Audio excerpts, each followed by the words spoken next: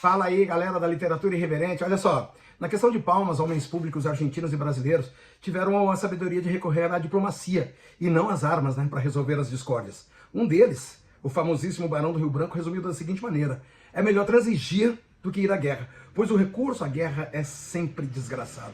E é verdade, né? Hoje a gente vai falar um pouco sobre toponímia, sobre Juca Paranhos e a questão de Palmas. Roda aí que a gente já volta com vocês.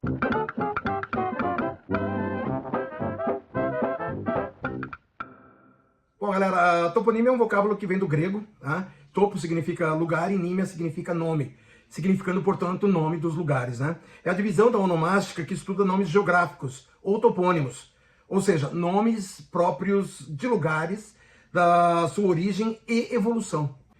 Ela é considerada uma parte da linguística com fortes ligações com a história, a arqueologia e geografia. Os estudos topônimos, eles podem se valer de nomes de acidentes físicos e humanos. Dentre os acidentes físicos, podem ser estudados os hidrônimos, que são nomes de rios e outros cursos d'água. Bem, e por que nós estamos aqui definindo o que é toponímia? Porque o nosso assunto de hoje é a questão de Palmas, que foi fruto de uma confusão causada pela troca dos nomes do rio Peperi, que é um afluente do rio Uruguai, e do rio São Pedro, que é um afluente do rio Iguaçu.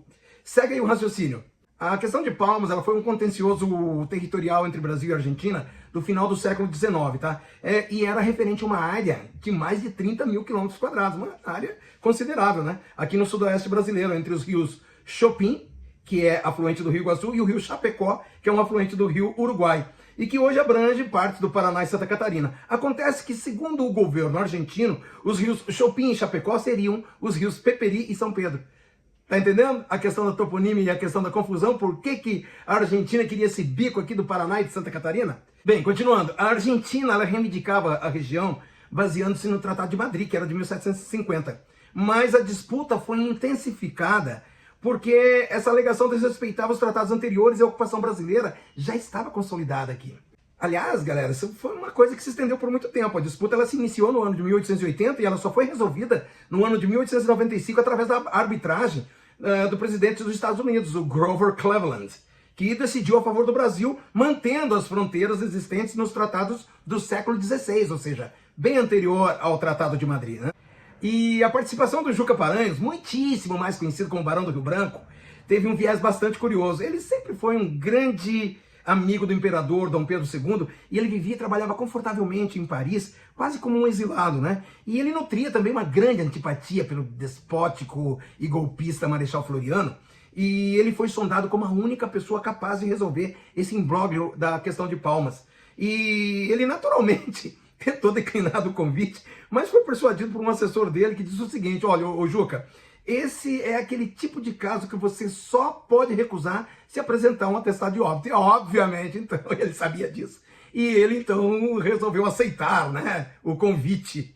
Ficou decidido que, pelo lado argentino, o senhor Stanislaw Zeballos, e pelo lado brasileiro, o Juca Paranhos, se reuniriam com o então presidente dos Estados Unidos, o Grover Cleveland, e após negociações que se estenderam por anos, né, os dois países submeteram a questão a essa arbitragem internacional, e o laudo da arbitragem foi inteiramente favorável ao Brasil no dia 5 de fevereiro de 1895, definindo-se as fronteiras pelo rio Peperi, Iguaçu e Santo Antônio.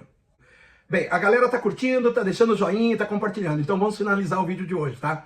A cidade de Clevelândia, no estado do Paraná, localizada na área do litígio, teve o nome dado em homenagem ao presidente estadunidense, né? E apesar de toda a negociação ter sido costurada pelo Barão do Rio Branco, a solução dessa arbitragem foi obtida quando o chanceler do Brasil era ninguém menos que Dionísio Cerqueira, o qual também cedeu o nome a um município brasileiro ali no estado de Santa Catarina. Galera, e no próximo vídeo nós vamos falar sobre a Guerra do Contestado entre Paraná e Santa Catarina, que rolou praticamente na mesma região da questão de Palmas. Até mais!